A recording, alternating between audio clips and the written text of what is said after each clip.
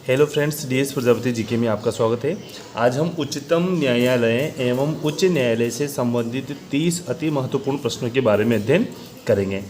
राजस्थान उच्च न्यायालय में न्यायाधीशों की अधिकतम संख्या कितनी है? 40 है। और फ्रेंड्स, यह संख्या अब बढ़कर 50 हो गई है। उच्च न्यायालय के न्यायाधीशों की नियुक्ति किसके द्वारा की जाती है? राष्ट्रपति के द्वारा की जाती है उच्च न्यायालय की न्यायाधीशों की नियुक्ति। सर्वोच्च न्यायालय का न्यायाधीश होने के लिए कौन सी योग्यता होना चाहिए? पहला तो वो भारत का नागरिक होना चाहिए। दूसरा, किसी भी उच्च न्यायालय में कम से कम 5 वर्ष न्यायाधीश रहा हो। और अगला है, किसी उच्च न्यायालय में कम से कम 10 वर्ष अधिवक्ता या वकील रहा हो। ये सभी योग्यताएं उसमें होनी चाहिए। फ्रेंड्स, 26 जनवरी 1950 को सर्वोच्च न्यायालय की स्थापना से पूर्व देश का कौन सा न्यायालय सर्वोच्च स्तर पर कार्यरत था? संघीय न्यायालय यानी सुप्रीम कोर्ट की स्थापना हुई थी 18 जनवरी 1950 को। तो 28 जनवरी 1950 को सुप्रीम कोर्ट की स्थापना हुई थी। तो स्थापना से पूर्व संघीय न्यायालय सर्वोच्च स्तर पर कार्य करता था। सर्वोच्च न्यायालय ने किस तिथि से कार्य करना प्रारंभ किया? 28 जनवरी 1950 से। वर्तमान में सर्वोच्च न्यायालय में मुख्य न्यायाधीश सहित कुल कितने न्यायाधीशों के पद हैं? 34 है। सर्वोच्च न्यायालय की प्रथम महिला न्यायाधीश कौन बनी थी? जस्टिस फातिमा बीवी।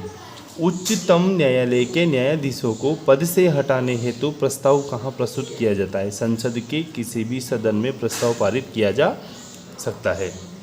फ्रेंड्स, भारत के प्रथम मुख्य न्यायाधीश कौन बने थे? हीरालाल जेकानिया।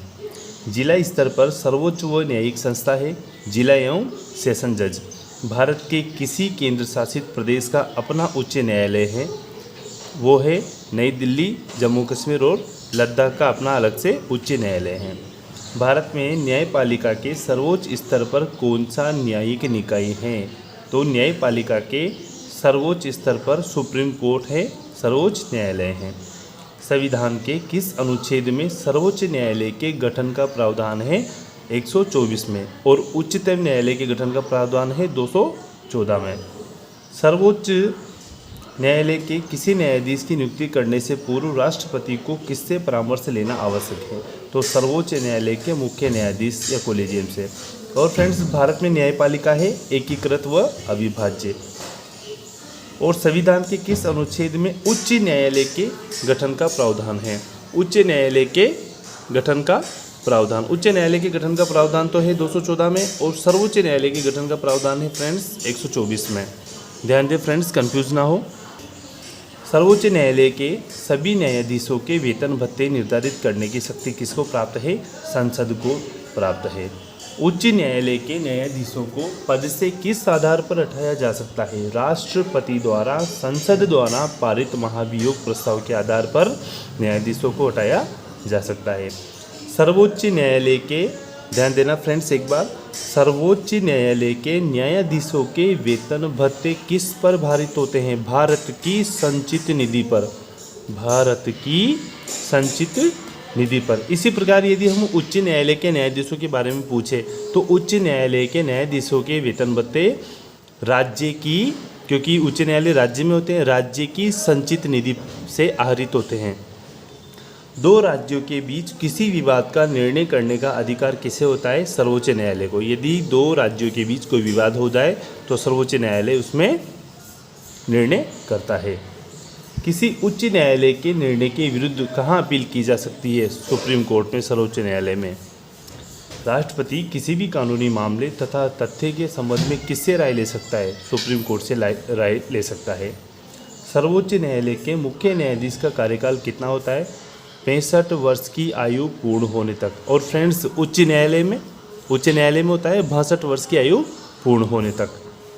सर्वोच्च न्यायालय का मुख्य न्यायाधीश कार्यकाल समाप्ति से पूर्व अपना इस्तीफा किसे देगा? अपना इस्तीफा राष्ट्रपति को देगा। क्या 2 या 2 से अधिक राज्यों के लिए एक ही उच्च न्यायालय का गठन हो सकता है? हाँ, हो सकता है।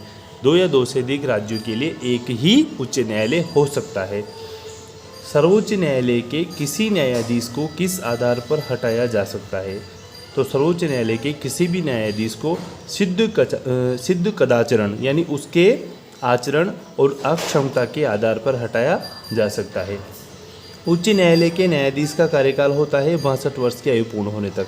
फ्रेंड्स, इनमें कंफ्यूज ना हो, उच्च न्यायालय के न्यायाधीश का कार्यकाल पूछे तो 62 वर्ष बताना है, और यदि सुप्रीम कोर्ट के न्यायाधीश का कार्यकाल पूछे तो 65 वर्ष बताना है।